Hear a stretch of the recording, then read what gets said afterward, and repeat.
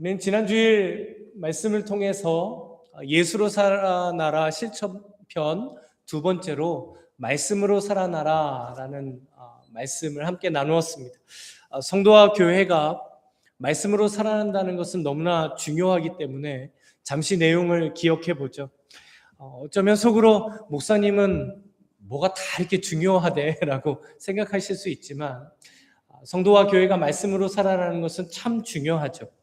우리가 말씀으로 살아난다라는 것은 말씀을 통하여 우리가 하나님을 향한 간절함을 회복하는 것이었습니다. 그래서 우리가 하나님의 말씀을 받을 때 아멘, 아멘으로 응답하고 그렇게 우리가 아멘으로 응답할 때 그 말씀이 우리 안에 역사하신다라고 했습니다. 그리고 말씀으로 살아난다라는 것은 말씀은 우리의 영적인 거울이 되기 때문에 우리 안에 은혜를 보게 하시고 또한 우리의 죄를 보고 깨닫게 하시죠. 그래서 회개하도록 하시는 것이 바로 말씀이었습니다. 그래서 결국 말씀을 통해 내가 깨어질 때 예수로 살아날 수 있는 것이죠. 그리고 마지막으로 말씀으로 살아난다라는 것은 바로 하나님으로 인해 기뻐하는 신앙이 되는 것이었습니다. 그렇다면 우리가 말씀으로 살아나기 위하여 무엇을 결단하셨고 또 무엇을 실천하셨습니까? 말씀을 통하여 예수로 살아나는 우리 모두가 되고 말씀을 통하여 말씀으로 살아나는 우리 주손길 교회 되기를 이 시간 주님의 이름으로 다시 한번 소망합니다. 아멘. 오늘은 예수로 살아나라 실천편 세 번째로 기도로 살아나라입니다. 성도와 교회가 기도로 살아나기 위하여 우리에게 기도의 모범이 되어주신 분이 바로 예수님입니다. 그래서 우리는 예수님의 기도를 통하여 우리가 어떻게 기도해야 하는가를 배우고 깨닫게 되죠. 예수님께서 기도하시는 모습을 통하여 지도자로서 어떤 영적인 자세를 가져야 하는가를 배우게 됩니다. 그리고 예수님의 기도의 내용과 그 기도의 대상을 통하여 우리가 무엇을 위하여 기도해야 하고 누구를 위하여 기도해야 하는가를 배우고 깨닫게 되죠. 그래서 오늘 본문에 나오는 이 예수님의 기도를 통해서 우리가 기도로 살아난다라는 것이 과연 무엇인가를 깨닫게 되고 배우고 또 실천해 보게 됩니다. 첫 번째로 성도와 교회가 기도로 살아나기 위해서는 기도가 습관처럼 반복되어져야 합니다. 예수님의 기도를 말씀해 주시면서 의도적으로 강조해 주고 계시는 부분이 있는데요. 오늘 본문 39절에 보시면 예수께서 나가사 습관을 따라 감람산에 가심에 제자들도 따라갔더니, 지금 예수님께서 제자들과 마지막 6월절 만찬을 마치신 후에 감람산에 기도하러 올라가셨습니다. 이제 곧 예수님께서는 십자가를 지시기 위하여 성전 수비대에게 체포를 당하시는 시점이죠. 당연히 기도가 너무나 필요한 시점이었습니다. 그런데 성경에서는 지금 의도적으로 예수님의 기도에 중점을 두고 해주시는 말씀이 있죠. 그것이 바로 습관을 따라입니다. 특별히 어떤 중요한 시점, 기도가 필요한 시점이었기 때문에 예수님께서 기도하러 가셨다라고 하시는 것이 아니죠. 늘 해오시던 것처럼 반복적으로 습관처럼 기도하셨던 것처럼 예수님께서 기도하러 가셨다라고 말씀해 주십니다. 예수님께서는 가장 먼저 기도하셨고 모든 일에 기도하셨습니다. 사역을 시작하시기 전에 기도하셨고 사역을 모두 마치신 후에 예수님께서는 언제나 기도하셨던 것이죠. 그렇다면 예수님께서는 왜 이렇게 반복적으로 습관처럼 기도를 하셨던 것일까요? 예수님의 삶의 초점이 바로 하나님이셨기 때문입니다. 기도는 우리의 모든 방향을 하나님께 맞추도록 하는 것입니다. 그렇기 때문에 성도가 기도를 반복해야 하는 이유는요, 하나님을 향한 방향을 맞추기 위해서입니다. 1914년에 미국 하원 의원에서요, 한 청문회가 열렸습니다. 한 선박 사고 때문에였는데요. 버지니아 연안에서 멀로호라는 배와 낸터킷호라는 배가 충돌을 했고 침몰하게 되죠. 이 사고로 선원 41명이 희생을 당하게 되었습니다. 그리고 그 청문회에서 가장 큰 질타를 받았던 사람은 바로 이 멀로호의 선장이었습니다. 왜냐하면 이 선장이 이 표준 자기 나침반, 그러니까 기준이 되는 나침반과 2도나 차이가 나는 항해 나침판을 가지고 그 멀로호를 조타했다라는 것이 밝혀졌기 때문이죠. 그런데도 불구하고 이 선장은 너무나 당당하게 이런 말을 했다라고 합니다. 능숙한 선장이라면 이런 2도 정도 차이 나는 나침반을 가지고 운행을 하는 것은 관행이다라는 말이었습니다. 그는 멀로호 선장을 1년 동안 하면서 자신의 나침반을 한 번도 조정하지 않았다라는 것이죠. 2도가 어찌 보면 너무나 사소한 것입니다. 그리고 이 사람은 베테랑이었어요. 그래서 자신의 경험으로 얼마든지 항해를 잘할 수 있다라고 생각을 했지만 그 방향이 맞지 않은 나침판은 너무나 비극적인 결과를 초래하게 되었습니다. 성도로서 비극적인 일이라면 그게 무엇일까요? 하나님에게서 멀어지는 것만큼 성도에게 비극적인 일은 없습니다. 그렇게 우리는 계속해서 나의 영혼의 나침판을 하나님께 맞추어야 하는 것이죠. 그것이 바로 기도입니다. 벗어났으면 다시 하나님께 조정하는 것이 기도이죠. 오차가 생겼으면 그 오차를 조정해서 다시 하나님께 맞추는 것이 우리들의 기도입니다. 그래서 우리가 습관에 따라 반복하며 기도할 때 우리들의 생각이, 마음이, 선택이, 우리의 관점이 하나님에게서 벗어나지 않게 되는 것이죠. 주님 안에 사랑하는 성도 여러분, 기도로 살아나기 위해서 기도를 반복하는 이 영적인 생활 리듬이라는 것이 우리에게 반드시 필요합니다. 나의 일상 가운데 기도는요, 하나님과 내가 독대하는 시간입니다.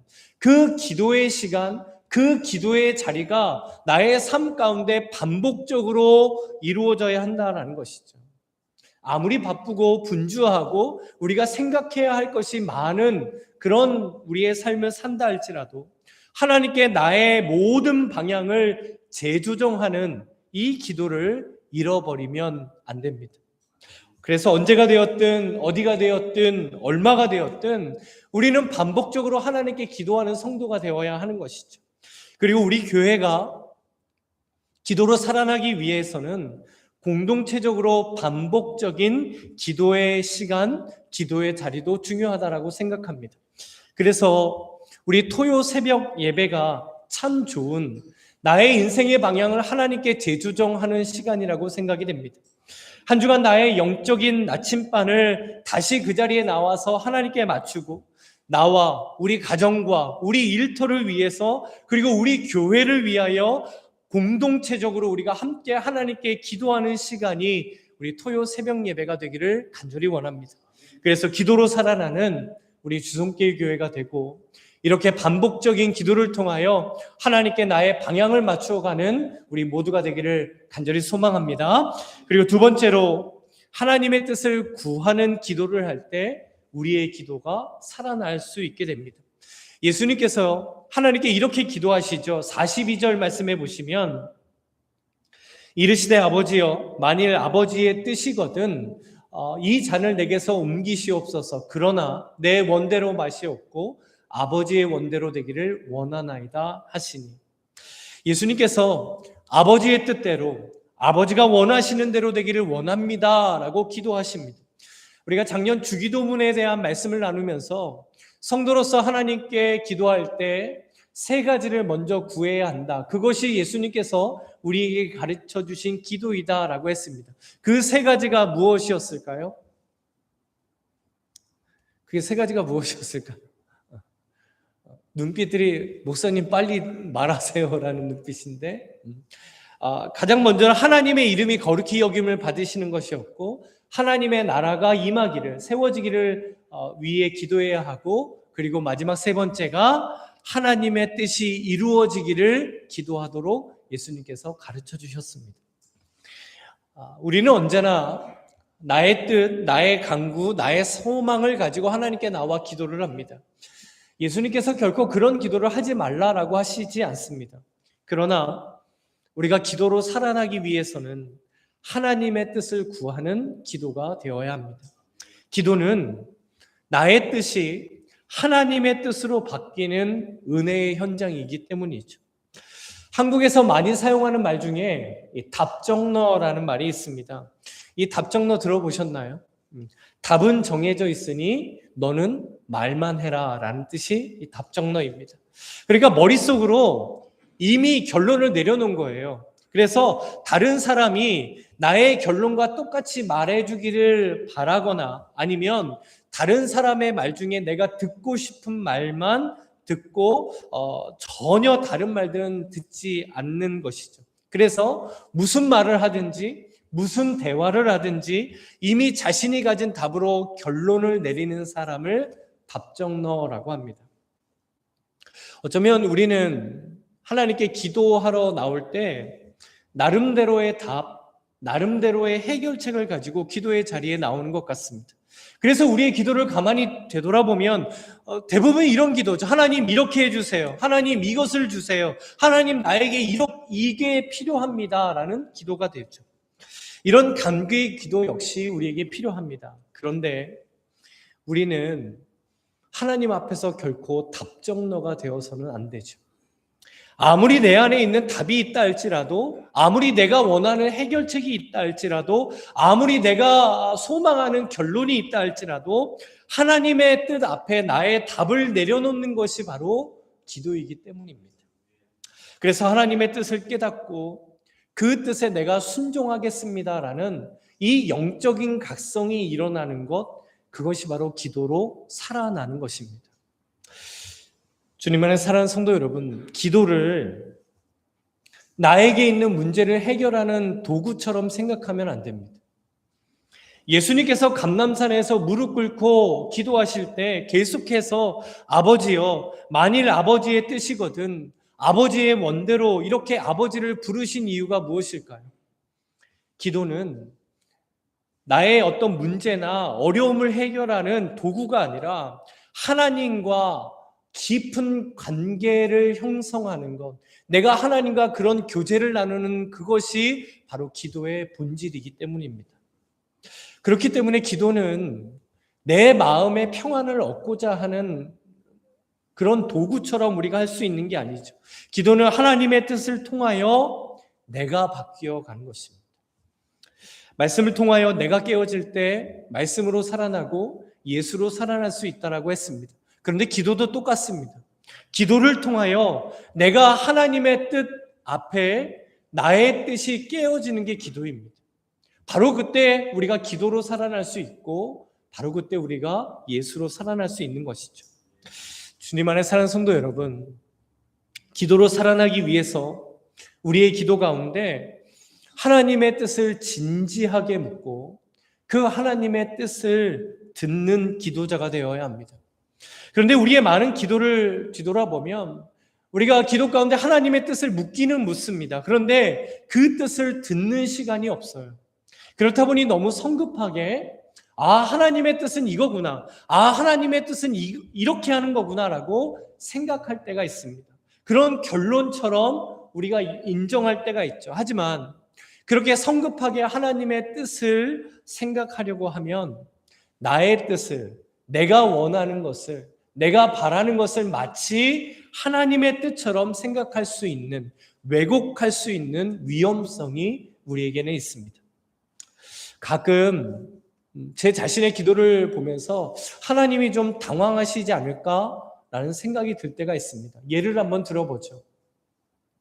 어떤 성도님께서 저에게 아주 심각한 문제를 가지고 상담을 받기 위해 오셨습니다. 그래서 그 문제가 어떻게 생겨났고 어떻게 진행됐고 또 그 문제 때문에 내가 얼마나 힘들었는지 그리고 지금은 어떤 상태인지 아주 오랜 시간을 걸쳐서 말씀을 하셨습니다. 그럼 영적으로 실제적으로 함께 대화를 하면서 기도를 해야겠죠. 그런데 만약 자신의 이야기만 이렇게 다 해놓고 뭘 어떻게 해야 할지 묻긴 물었는데 이제 됐다라고 하면서 그 자리를 그냥 떠나가신다라면 어떻겠습니까? 나의 간구를 하고 난 이후에 하나님의 뜻을 듣기 위한 그런 물리적인 시간을 갖자는 것이 아닙니다. 기도 가운데 하나님의 뜻을 구하고 하나님께서 주시는 마음이 있다라면 하나님, 제가 그 뜻에 순종하겠습니다. 그 하나님의 뜻을 듣겠습니다. 라는 이 기도자로서의 영적인 자세를 말씀해 주시는 것이죠. 그것이 바로 기도로 살아나는 것입니다. 그런데 반대로 종종 이런 경우도 있죠. 우리가 기도를 하긴 하는데 하나님의 뜻이 무엇인지 도통 모를 때가 있습니다. 하나님의 뜻을 이루어 주셔야 할 것 같은데 내가 이것에 대해서 하나님의 뜻을 구하며 참 많이 기도한 것 같은데 하나님의 뜻이 무엇인지 전혀 알 수 없을 때가 있습니다. 그러나 한 가지 분명한 사실은 하나님은 신실하시고 성실하신 하나님이라는 사실입니다. 우리로 하여금 하나님의 뜻을 인내하며 더 찾을 수 있도록 그렇게 하시는 이유가 하나님께는 분명히 있다라는 것을 우리는 믿어야 하는 것이죠. 그 신실하시고 선하신 우리의 아버지 되신 하나님의 뜻을 통하여 기도로 살아가는 은혜가 있기를 우리 모두에게 충만하기를 주님의 이름으로 간절히 소망합니다. 그리고 세 번째로 우리가 기도로 살아날 때 하나님께서 그 기도 가운데 우리에게 힘을 더하시게 됩니다. 우리 43절 말씀을 보시면 천사가 하늘로부터 예수께 나타나 힘을 더하더라 라고 합니다. 예수님께서 기도하실 때요, 천사가 내려와 힘을 더해 주었습니다. 그런데 왜 천사가 나타나야 했을까요? 왜 천사가 예수님께 힘을 더해야 했겠습니까? 예수님이 힘이 부족해서 예수님이 기도하시다 보니까 너무 힘들어서 천사가 힘을 더했을까요? 우리가 43절에서 주목해서 보아야 하는 단어가 있는데요. 바로 나타나라는 단어입니다. 이 한글 번역에 보면 이 천사가 예수님을 돕기 위해 스스로 나타난 것처럼 보입니다. 그런데 원어적인 형태를 보면 이 단어가요, 수동태입니다. 그러니까 천사가 스스로 나타나 예수님을 도운 게 아니라 하나님으로부터 보내심을 받아서 나타나게 되므로 기도하시는 예수님에게 힘을 더하게 하셨다라는 의미가 됩니다. 그리고 한 가지 더 우리가 주목해서 보아야 하는 단어가 43절에 있는 주동사입니다. 이 한 문장에서 가장 중요한 행동, 가장 중요한 중점을 나타내는 걸 주동사라고 합니다. 그런데 43절 말씀해 보시면 마치 주동사가 뭐처럼 보이냐면 힘을 더하더라. 이게 제일 중요한 것처럼 보이죠. 그런데 이 43절에 나오는 주동사는 바로 나타나라는 단어라는 겁니다. 그래서 원어적인 의미를 살려서 번역을 해보면 이런 뜻이 돼요. 예수님께 힘을 더하는 천사가 하늘로부터 예수님께 나타나도록 하셨다라는 것입니다. 지금 무엇을 강조해 주시는 것일까요?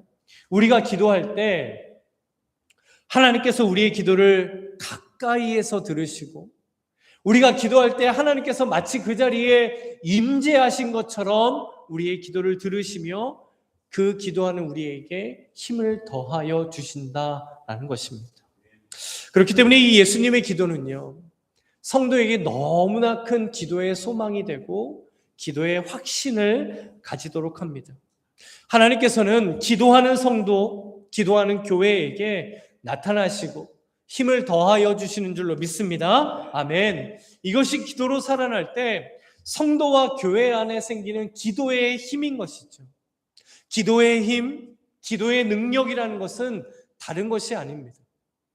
뭔가 우리 눈에 보이는 뭔가 현상, 어떤 문제 해결, 이런 것들이 기도의 힘이라고 우리가 착각할 때가 있어요. 그런데 성경에서 말씀하시는 기도의 힘은, 기도의 능력은 그런 것이 아닙니다.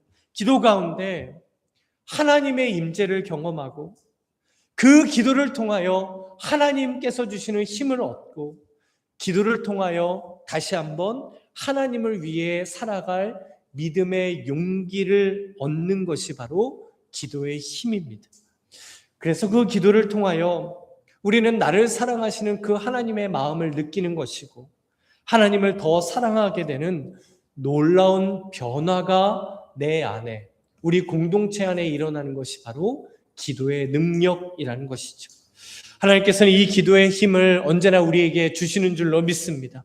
그리고 하나님께서 주시는 이 기도의 힘을 확신할 수 있는 또 한 가지의 이유가 있습니다. 우리가 예배 때마다 사도신경을 고백하죠. 그 사도신경을 고백하면서 오늘도 우리는 이렇게 기도했습니다. 하늘에 오르사 전능하신 하나님 우편에 앉아 계시다가, 예수님께서 지금 하나님 우편에 앉아서 무엇을 하고 계실까요? 우리 함께 로마서 8장 34절을 읽어보겠습니다. 함께 읽겠습니다. 누가 정죄하리요? 죽으실 뿐 아니라 다시 살아나신 이는 그리스도 예수시니 그는 하나님 우편에 계신 자요 우리를 위하여 간구하시는 자신이라. 아멘. 예수님께서 지금 하나님 우편에 앉아 계셔서 우리를 위하여 중보하며 기도하고 계십니다. 예수님께서 기도하신 후에 감람산에서 내려오셨을 때 제자들이 잠을 자고 있었죠. 그 잠들어 있는 제자들을 보시면서 예수님의 마음이 이렇게 나옵니다. 우리 45절 말씀해 보시면, 기도 후에 일어나 제자들에게 가서 슬픔으로 인하여 잠든 것을 보시고, 예수님께서는 제자들의 슬픔을 보셨어요. 그 슬픔 때문에 지쳐서 잠들어 있는 제자들을 보셨습니다. 예수님은 우리의 슬픔을 보시는 위로자가 되셔서 우리가 기도할 때마다 우리를 위하여 중보하며 기도해 주십니다. 내가 지치고 낙심할 때, 내가 그래서 하나님 앞에 나와 기도할 때 다시 하나님의 힘을 통해 일어날 수 있도록 나도 하나님께 기도하지만 그 기도 가운데 예수님께서 그 기도하는 나를 위하여 기도해 주신다는 것이죠. 그렇게 주님께서는 내가 기도하는 그 시간에 언제나 우리를 위하여 중보하여 기도하시는 줄로 믿습니다. 이 놀라운 사실이 성도에게는 너무나 큰 힘이 되는 것이죠. 그래서 위로가 되고, 그래서 기도의 능력이 되는 것입니다. 기도를 떠올릴 때마다 참 많이 부르게 되는 찬양이 있는데요. 누군가 널 위해 기도하네 라는 찬양입니다. 이 찬양의 후렴이 이렇습니다. 누군가 널 위하여 누군가 기도하네. 내가 홀로 외로워서 마음이 무너질 때 누군가 널 위해 기도하네. 이 찬양을 고백할 때마다 지금도 저를 위하여 기도해 주시는 성도님들, 저를 위하여 기도하시는 우리 가족들, 또 믿음의 동역자들이 가장 먼저 생각이 납니다. 그런데 이 찬양을 늘 고백할 때마다 마지막에 저는 이렇게 고백하게 되더라고요. 주님이 날 위하여 주님이 기도하네. 내가 홀로 외로워서 마음이 무너질 때 주님이 날 위해 기도하네. 이것이 기도로 살아나는 기도자의 고백이 아니겠습니까? 주님 안에 사랑하는 성도 여러분, 우리가 기도할 때 창조주 되시고 전능하신 하나님께서 우리에게 힘을 더하십니다. 그리고 나의 주님 되신 예수님께서 나를 위하여 중보 기도해 주십니다. 그래서 하나님께서는 기도하는 성도와 교회에게 반드시 힘을 더하십니다. 그러니 기도하는 성도, 기도하는 교회가 살아날 수밖에 없는 것이죠.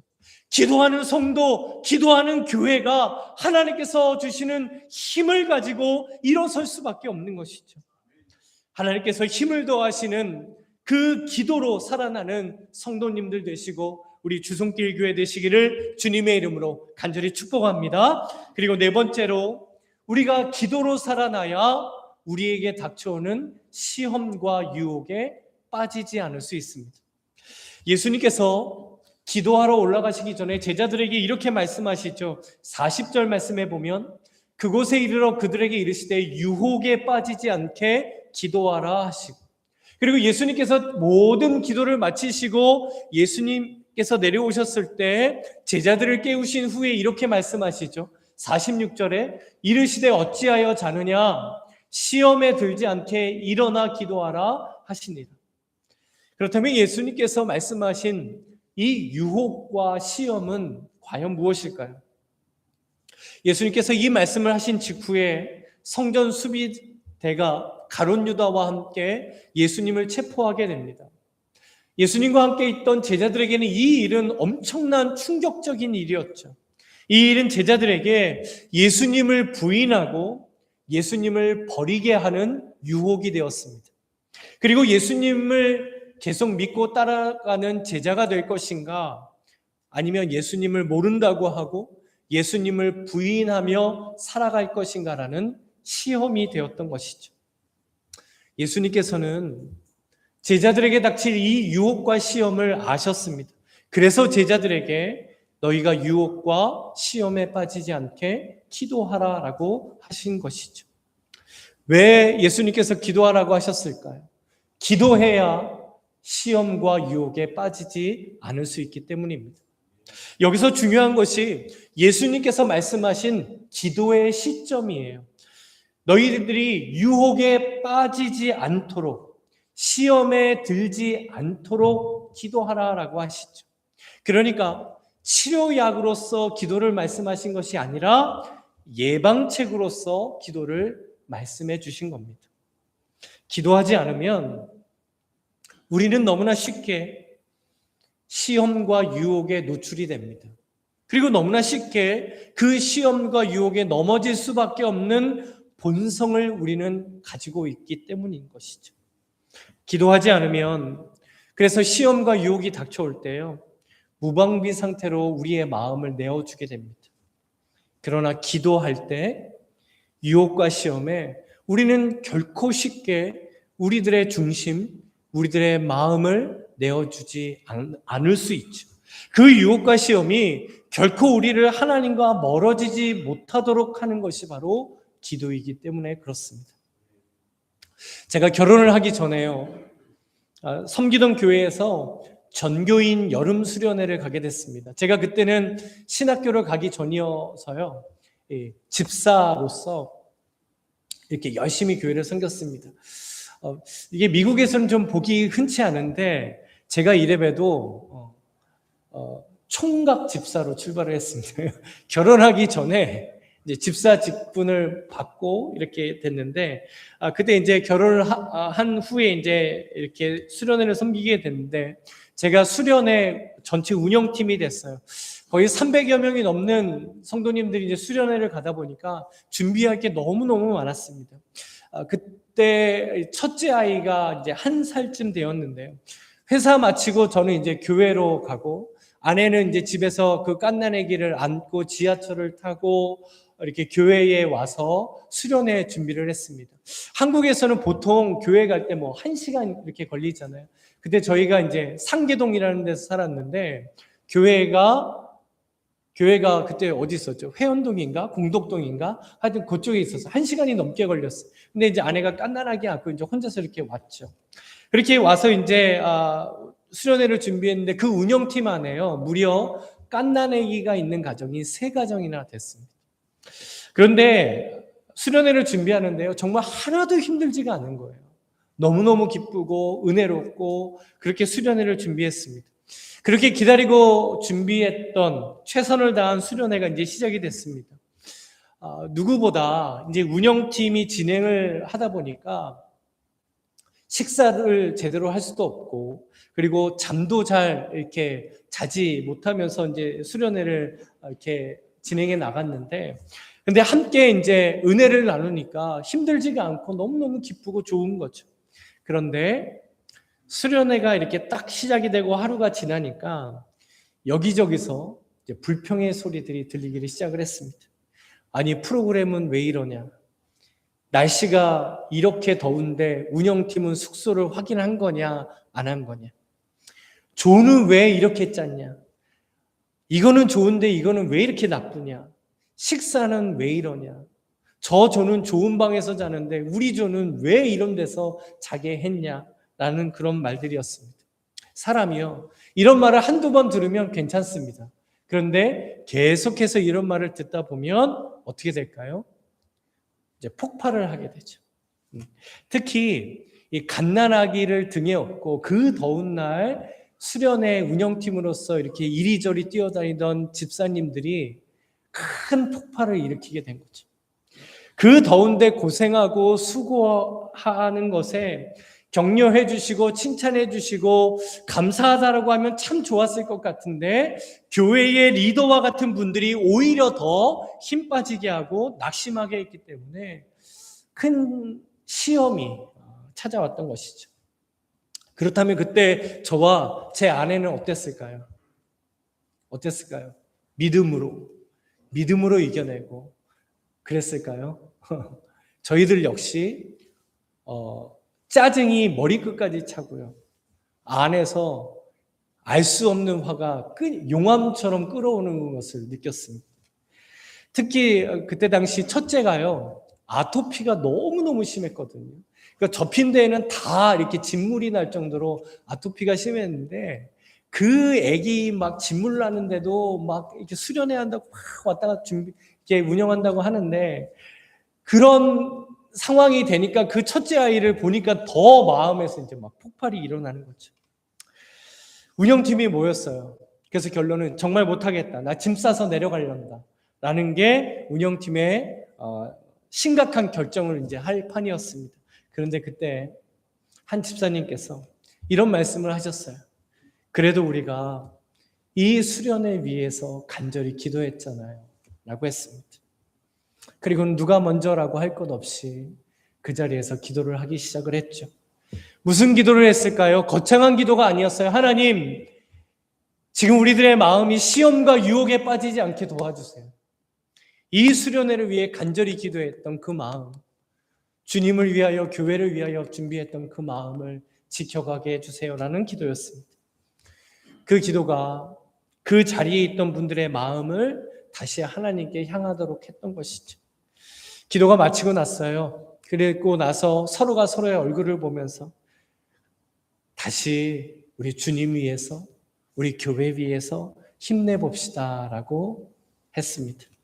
그리고는 그 수련회를 끝까지 잘 섬길 수 있었는데 그 이후에 놀라운 일이 있었어요. 이 일을 통해서 그 운영팀 했던 분들이요, 영적으로 너무나 놀라운 성숙함을 이루어갈 수 있었던 것이죠. 시험이 찾아오고 유혹이 찾아올 때 우리는 가장 먼저 이것이 시험이구나, 이것이 유혹이구나 라는 것을 알아야 합니다. 그리고 그 순간에 우리는 기도해야 하죠. 왜 그럴까요? 시험과 유혹을 바라보는 나의 눈을 감으면 하나님이 보이시기 때문입니다. 시험과 유혹이 될 때에 나의 눈을 감고 기도하면 나의 기도를 들으시는 하나님이 보이기 때문입니다. 주님 안에 사랑하는 성도 여러분, 우리가 기도로 살아나기 위하여 간절히 기도하는 기도자가 되어야 합니다. 예수님께서 어떻게 기도하셨을까요? 우리 44절 말씀을 함께 읽어보겠습니다. 함께 읽죠. 예수께서 힘쓰고 애써 더욱 간절히 기도하시니 땀이 땅에 떨어지는 핏방울 같이 되더라. 아멘. 예수님께서요, 힘쓰고 애써 더욱 간절히 기도하셨습니다. 왜 비슷해 보이는 이 네 단어를 이렇게 중복하며 말씀하신 것일까요? 예수님께서 얼마나 간절히 기도하셨는가를 우리에게 보여주시는 겁니다. 예수님께서 무릎을 꿇고 힘쓰며 기도하셨어요. 애쓰며 기도하셨습니다. 더욱 기도하셨습니다. 그리고 예수님께서 더 간절히 기도하셨습니다. 그렇다면 이 말씀을 영적인 거울로 삼아 이 시간 우리 스스로에게 물어보아야 합니다. 우리는 이렇게 힘쓰고 애쓰고 더욱 간절히 기도하고 있겠습니까? 정말 우리 교회는 이렇게 힘쓰고 애써 더욱 간절히 하나님께 기도하고 있는 교회이겠습니까? 예수님께서 마지막으로 이렇게 말씀해 주시죠. 우리 46절을 함께 읽어보겠습니다. 함께 읽죠. 이르시되 어찌하여 자느냐 시험에 들지 않게 일어나 기도하라 하시니라. 아멘. 오늘 예수님께서 저와 여러분들에게 그리고 우리 교회에게 이렇게 말씀하세요. 일어나 기도하라. 일어나 기도하라. 지금 우리가 기도로 살아나기 위하여 일어나야 합니다. 이게 무슨 의미일까요? 이제까지와는 다른 기도의 결단이 우리 안에 일어나야 한다는 것이죠.